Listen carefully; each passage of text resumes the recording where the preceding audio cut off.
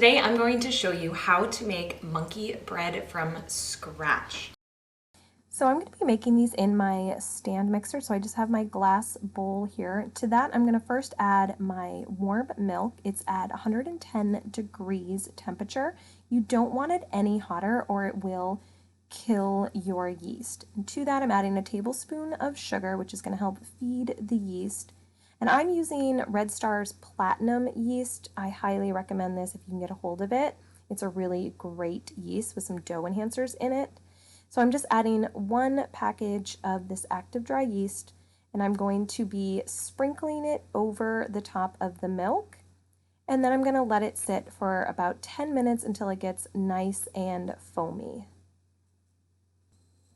Okay, so my yeast has been bubbling away and it's ready to add some of the flour to it. I'm starting with just 1 cup of the all-purpose flour, and then I'll go ahead and mix that together on my stand mixer with my paddle attachment. Alright, so you can see it's starting to look a little bit like a dough. I'm going to go ahead and add some more of the flour, another ½ cup of the flour. But I'm also going to add in my melted butter. Again, you don't want this to be too hot so it kills the yeast. And go ahead and just pop that onto your stand mixer and mix that together. Alright, now that that's been mixed in, I'm going to go ahead and add in my 2 room temperature large eggs. And you do want these to be at room temperature. If they're cold, it's going to slow down the yeast. It could also seize up the butter that's in there. So go ahead and mix that together.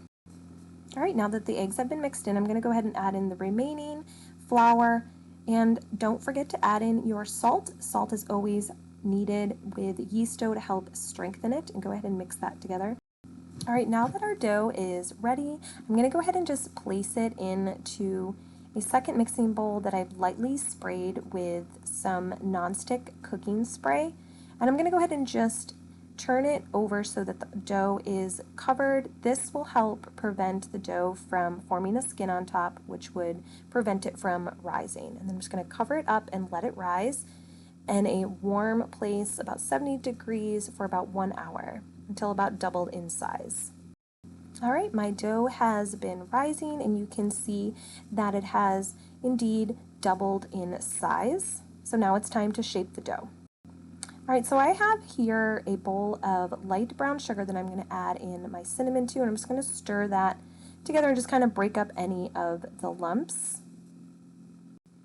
Alright, so that's all mixed together, and I have here also my melted butter, so we're ready to start shaping our monkey bread.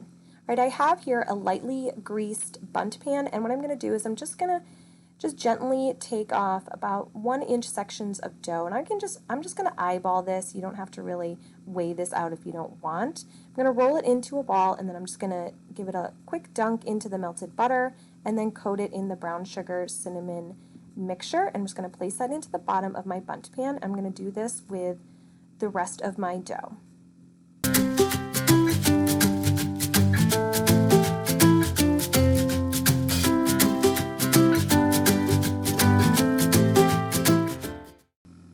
And once you've got the dough completely shaped, you can cover it up and let it rise for a second time.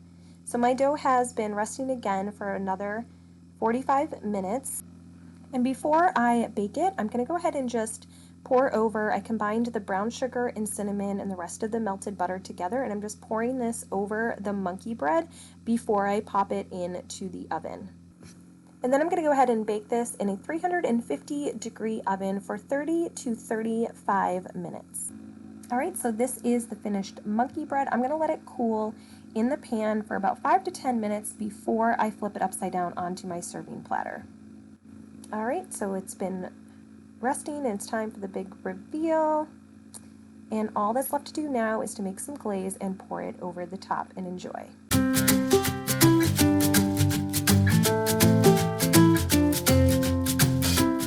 So there you go, monkey bread from scratch. And the best part about this recipe, if you want, you can definitely make it ahead of time and keep it stored at room temperature. It'll be good on your counter for about up to 3 days, although I love serving it warm right out of the oven. Remember, if you like this video, to hit that thumbs up, and don't forget to hit the subscribe button so you never miss another baking tutorial. Thank you so much for watching.